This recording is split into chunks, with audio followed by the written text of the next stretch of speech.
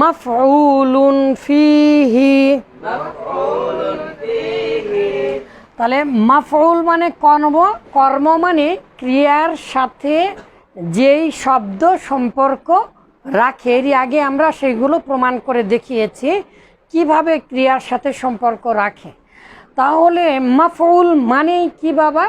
ক্রিয়ার সাথে সম্পর্ক রাখে। আসলে মাফউল মানে কর্ম, আর কর্ম তাকেই আমরা বলি যে ক্রিয়ার সাথে কি রাখে, যে কোনোভাবে সম্পর্ক রাখে, একদম সরাসরি ক্রিয়া সংগঠিত হওয়ার। তাহলে এখন ফিহি তার মধ্যে মানে তাতে সংগঠিত হয়। তাহলে তার মধ্যে ক্রিয়াটা সংগঠিত হয়।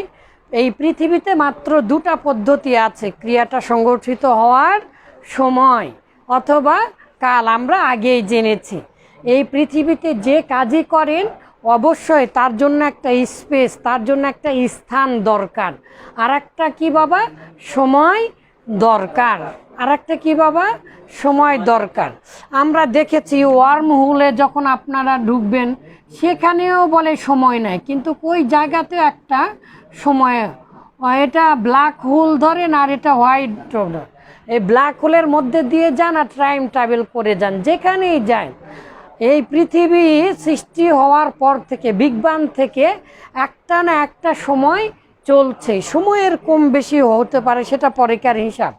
তো এখন একটা কাজ করতে গেলে অবশ্যই কি দরকার বাবা?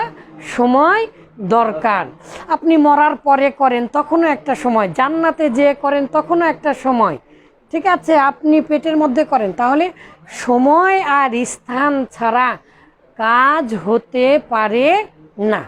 আপনি উল্লেখ করলেন কি করলেন না সেটা আপনার বাক্যের ব্যাপার, কিন্তু অবশ্যই একটা কি দরকার? সময় দরকার, আর একটা হচ্ছে স্থান দরকার। তাহলে ফিহি বলতে কোন মাফুলকে বোঝানো হচ্ছে? তাহলে ফি মানে আমার যারা ছাত্র জানেন মধ্যে ভিতরে এ তে অ আছে, আর হি মানে তাতে মানে যেই সময়ে, এই যে দেখেন তাতে মানে কে, এই যে তাতে মানে জামান ও মাকান। তাহলে যেই সময়ে অথবা যে স্থানে সংগঠিত হয়, কি সংগঠিত হয়?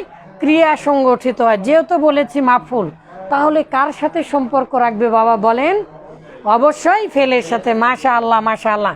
তাহলে আমরা এখন মুখস্থ করব কিভাবে, এক্সট্রা কিছু টেকনিক ব্যবহার করে। যেমন পৃথিবীর যেখানেই মাফুলে ফি থাক, বের করার উপায় কি? বের করার উপায় ক্রিয়াকে কি দিয়ে? ক্রিয়াকে, এই ক্রিয়াকে কি দিয়ে প্রশ্ন করব বাবা? কখন দিয়ে প্রশ্ন করলে কি পাবো বাবা আমরা? সময়। আর কোথায় দিয়ে প্রশ্ন করলে কি পাবো? স্থান পাবো। ক্রিয়াকে প্রশ্ন করা মাত্রই তাহলে অবশ্যই সেটা হবে অধিকরণ কারক বা মাফুলে ফিহি।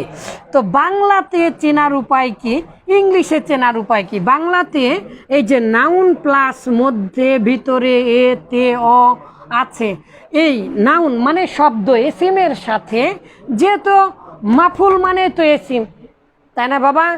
মাফুল, সকল মাফুল এসিম না? অবশ্যই এসিম।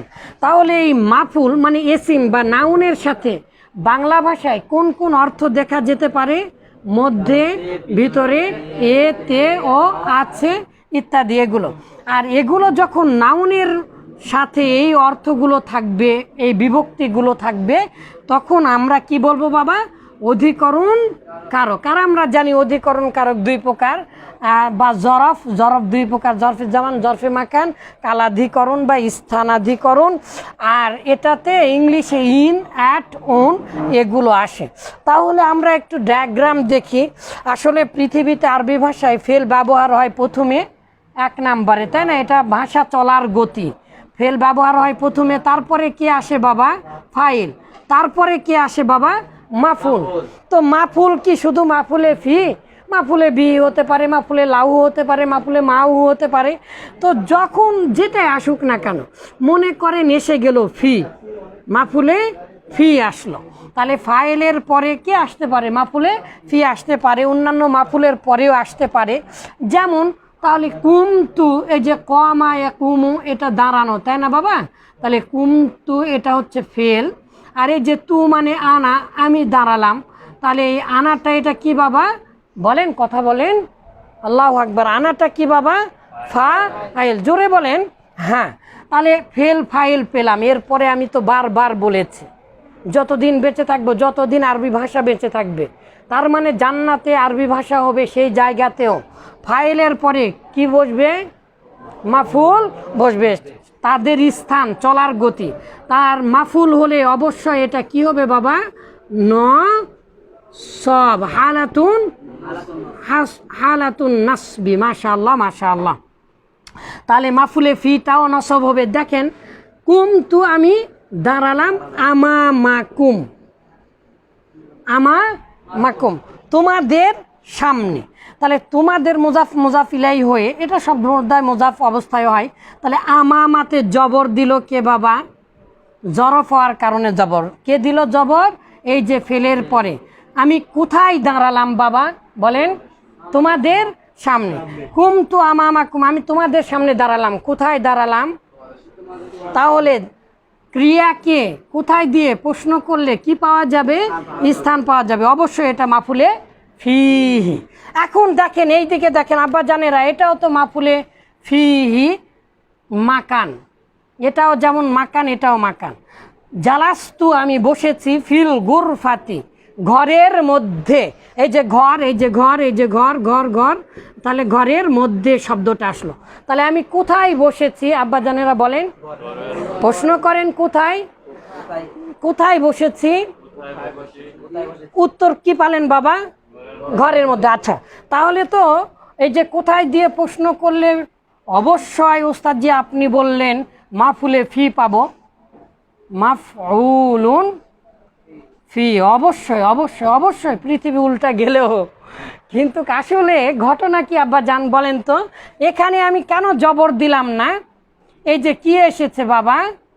ফি, ফি এসেছে। ফি হরফে জার, হরফে জারটা জের দিল, কিন্তু কি এটা হালতটা কি বাবা? হালতটা হচ্ছে মাফুলে ফি এর অর্থে, মাফুলে ফি এর হালতে আছে। এখন তাহলে বোঝা যাচ্ছে যে মাকানে বেশিরভাগ সময়, কি ভাগ সময় বাবা? এটা কিন্তু একটা নতুন কথা হেদায়েতুন নাহুতে এইরকম।